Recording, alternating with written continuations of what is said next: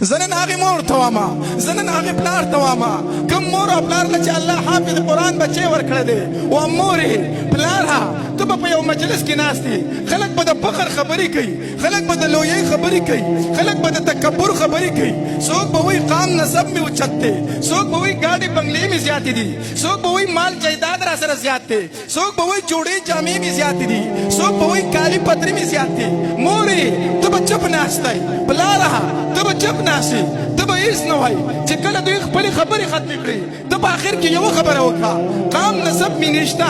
مال جایداد مې نشته ګاډی بنګله مې نشته جوړې جامې مې نشته کالي پترې مې نشته دی خو الحمدلله الله حافظ قرآن بچی را کړی دی او زما محبوب فرمایلی دي چې ان بهاء امتي وشرفها القرآن زما امتیان چې فخر کوي نو په قرآن به کوي پلاره چې څومره فخر درنه کېږي وایي که په دې حافظ قرآن بچي باندې په دې حافظ قرآن بچي باندې څه وکړه فخر وکړه پلاره الله عالم بچی درکړی دی پلاره الله حافظ بچی درکړی دی د چا څه شي ته مه ځېرېږه مال خو الله نمرود لم ورکړی و مال خو الله شیداد لم ورکړی و مال خو الله قارون لم ورکړی و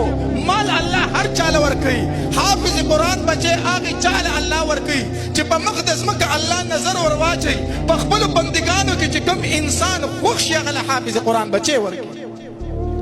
تا له الله حافظ قرآن بچی درکړی پلاره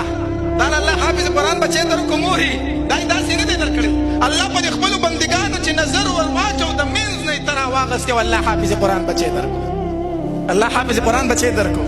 فخر وکئ خوشحالي وکئ په دې بچي باندې او دا مونږ چې نن په سکون او په آرام باندې ژوند تېرو دا هم د دې ماشومانو برکت دی دا د دې محتمم صاحب برکت دی دا د دې مدرسې برکت دی دا د دې مدرسې د استادانو برکت دی چې موږ نن په سکون او په آرام باندې ژوند تېرو حدیث مبارک کې راځي نبی علیه الصلاة والسلام فرمایي کله چې الله تبارک وتعالی یوې علاقې ته وګوري چې په دې علاقه کې هر قسمه ګناه شروع ده ویلي دا کلمه ده چې لا اله الا الله محمد رسول الله د دې کلمې باوجود دوی غلا کوي دوی قتل کوي دوی د بل مسلمان عزت خرابوي دوی سود کوي دوی جواری کوي دوی غیبت کوي دوی بدکاری کوي مخکې قومونه الله په یو یو ګناه باندې هلاک کړي قوم د شعیب علیه السلام یې په دې هلاک کړی چې په ناف تول کې به یې کمې کوو قوم د لوط علیه السلام الله په دې هلاک کړی و چې بدکارۍ کې بربنډۍ کې بې حیایۍ کې مبتلا وو قوم د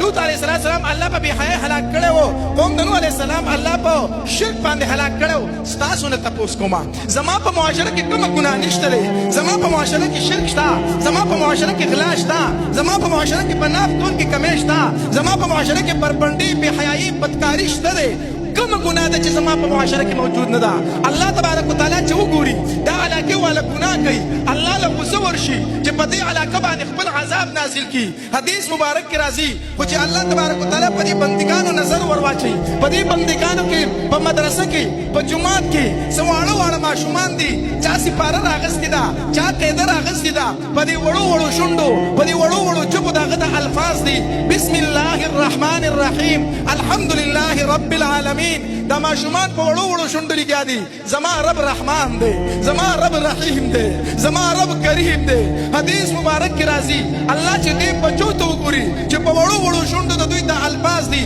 زما رب رحمان زما رب رحیم حدیث مبارک کې راځي الله تبارک وتعالی د دغې علاقې نه عذاب تر 40 کالو پورې لرې کړي